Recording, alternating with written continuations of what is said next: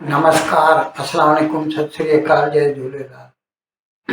मैं हूं जी प्रेम मटलानी और आप देख रहे हैं हालात हाजरा का प्रोग्राम।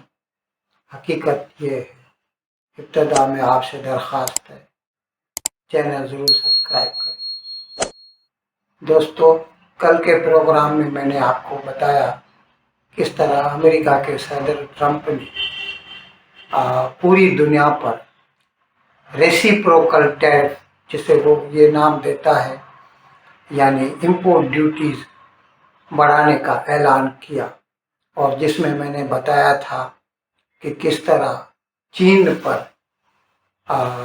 34%, 34 से 54% है, वो अलग अलग है, 34 ही पकड़ लीजिए, और भारत पर 27% थी।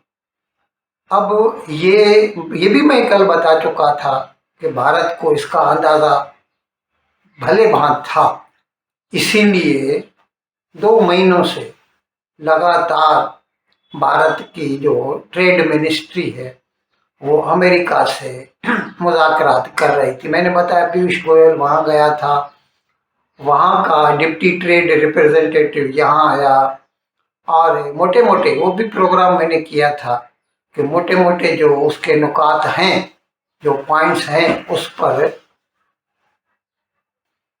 जैसा मैंने बताया कि भारत को इस मामले की संजीदगी का अच्छी तरह एहसास था, इसीलिए पिछले 2 महीनों से भारत अपने से ही कोशिश कर रहा था कि अमेरिका से किसी तरह बायलैटरल ट्रेड एग्रीमेंट बीटीए पर कुछ सहमति बन जाए। अब लेकिन ये मामला जो होते हैं ना, ये बड़े पेचीदा होते हैं, बहुत सारे आइटम होते हैं, और सालों की यूं कह दीजिए कि गैर यकीनी जो सूरत हाल, एक दूसरे के ऊपर यकीन भी नहीं होता, अदम एतमाद जिसे कहते हैं, नो कॉन्फिडेंस, ऐसी बातों की वजह से जो है ये मामलात रातों रात तय नहीं हो सकते। इसीलिए फिलहाल तो ट्रंप ने ऐलान कर दिया है कि भारत के ऊपर 27% और चीन के ऊपर 34 से लेके 54% तक है।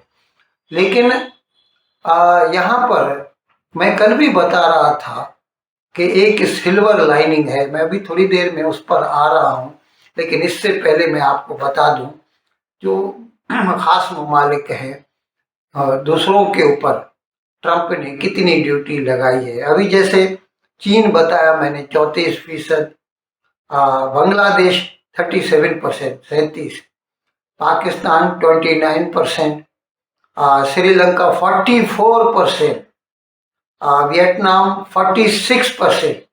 ये बात सोचने की है, वियतनाम के ऊपर 46% लगाई है, थाईलैंड 36%।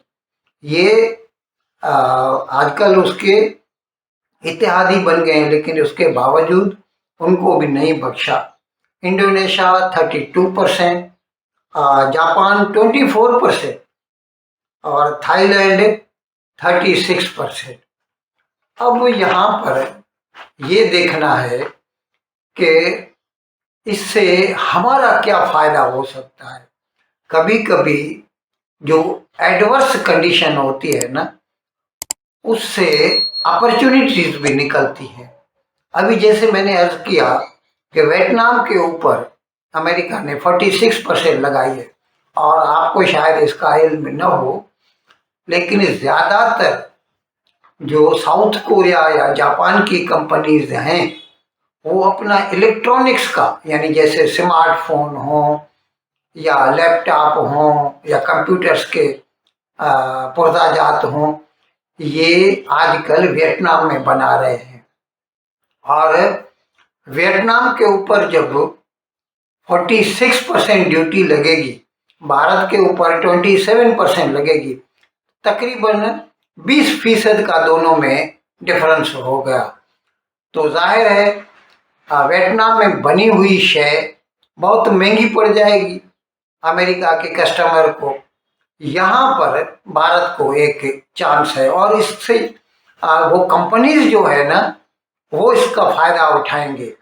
पहले ही जैसे मैंने अर्ज किया कि कोरोना के ज़माने से एप्पल वालों ने तो भारत में बनाने शुरू कर दिए थे आईफोन, और जो उनके कंप्यूटर्स भी हैं, जो लैपटॉप्स भी हैं। अभी क्योंकि 20% का फर्क पड़ता है, ज़्यादा क्या है, ये लोग ताइवान में या वियतनाम में बनाते हैं। तो ये कंपनियां ताइवान की हैं। फॉक्सकॉन होना है जो 2022 में 2020 में वहाँ से शिफ्ट होके, उन्होंने शिफ्ट तो नहीं किया, सॉरी, वो ऐसा कहना चाहिए, उसको कहते हैं चाइना प्लस वन। तो उन्होंने चाइना के साथ भारत में भी बनाने शुरू कर दिए। और अभी मैंने ये अर्ज किया था कि तकरीबन 25% तक आईफोन भारत में बन रहे हैं, और यहाँ से तकरीबन 9-10 बिलियन डॉलर का तो खाली जो है आईफोन एक्सपोर्ट होते हैं हर साल भारत से। अब जब सारे इलेक्ट्रॉनिक्स पे वियतनाम और भारत में 20% का फर्क होगा, तो ये सारी कंपनियां जो है अपना इलेक्ट्रॉनिक का मैन्युफैक्चरिंग पहले ही भारत में तो है, उसको खाली एक्सपेंड करना है। यानी एक ही रूफ के अंदर अगर वो समझो 10 लाख फ़ोन बनाते हैं, तो 20 लाख फ़ोन बनाने के लिए और ज़्यादा फ्लोर शॉप बढ़ाना पड़ेगा उनको, क्योंकि उसका स्केलेटन तो है पहले से ही। तो इसी तरह ये एक चांस हो सकता है और होगा। मुझे कभी यकीन है इसमें कि ऐसा होगा ही होगा जो है। अच्छा, अभी यहाँ पर एक कैविएट है, एक डर लग रहा है इसमें। अभी तो हमें उम्मीद है कि फौरन ये इधर ही लाएंगे, लेकिन जब कल इसने ट्रंप ने ये नए टैरिफ अनाउंस किए, तो ब्राजील पर 10%, सऊदी अरेबिया पर 10% और फिलीपीन पर 17% लगाए हैं। यहाँ पर हो सकता है ये कंपनियां सोचें कि फिर क्यों ना हम ब्राजील में बनाएं, क्यों ना हम फिलीपीन में बनाएं, क्यों ना हम सऊदी अरेबिया में बनाएं। लेकिन वहाँ पर मेरा अंदाज़ा ये है कि जहाँ तक मैं समझता हूँ, फिलीपीन को छोड़कर सऊदी अरेबिया और ब्राज़ील, वहाँ पे इतना चीप लेबर ये कंपनियों को नहीं मिलेगा जितना भारत में उनको मिलेगा। भारत में ऑन एन एवरेज 20-25 हज़ार में इंजीनियर मिल जाता है इनको, जबकि उसको कम से कम भारत का 4-5 लाख रुपया अमेरिका में देना पड़ता है वो।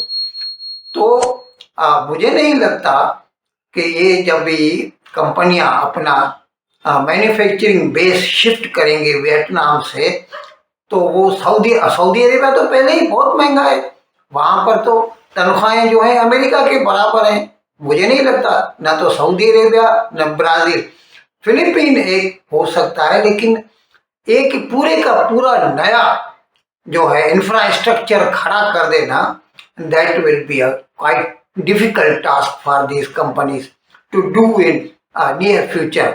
आगे चल के हो सकता है। और वैसे भी मैंने अर्ज किया, कल भी मैंने बोला था कि अनाउंस तो कर दिया है, लेकिन आज ये हालत है कि पूरी दुनिया जो है उस पे जो है ना एक किस्म का शॉक का जो है रिएक्शन है। सब लोगों को कुछ समझ में नहीं आ रहा कि आने वाली कल को क्या होगा।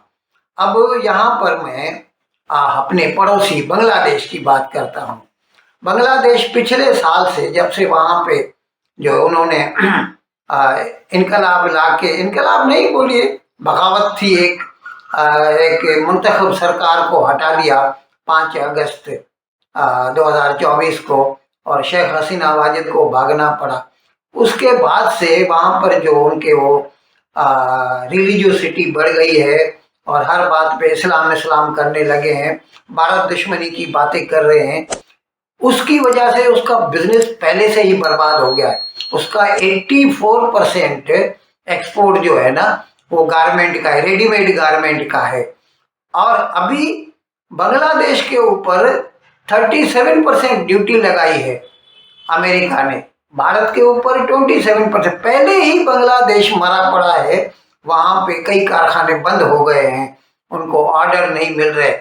अब अगर 10% और उनके ऊपर ड्यूटी बढ़ गई तो अच्छा 40 लाख लोगों को नौकरी मिलती है रेडीमेड गारमेंट में।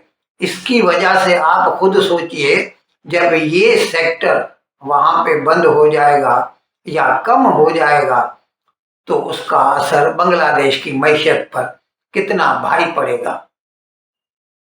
इन अल्फाज के साथ आज का प्रोग्राम खत्म करने की आपसे इजाजत चाहता हूँ, लेकिन विदाई लेने से पहले एक मरतबा फिर आपसे मेरी दरख्वास्त है कि जिस किसी साहब या साहबा ने अब तक हमारे इस चैनल को सब्सक्राइब नहीं किया, हज़राए करम इसको जल्द से जल्द सब्सक्राइब करें, प्रोग्राम को लाइक करें, शेयर करें और घंटी का बटन दबाना ना भूलें। बहुत बहुत शुक्रिया।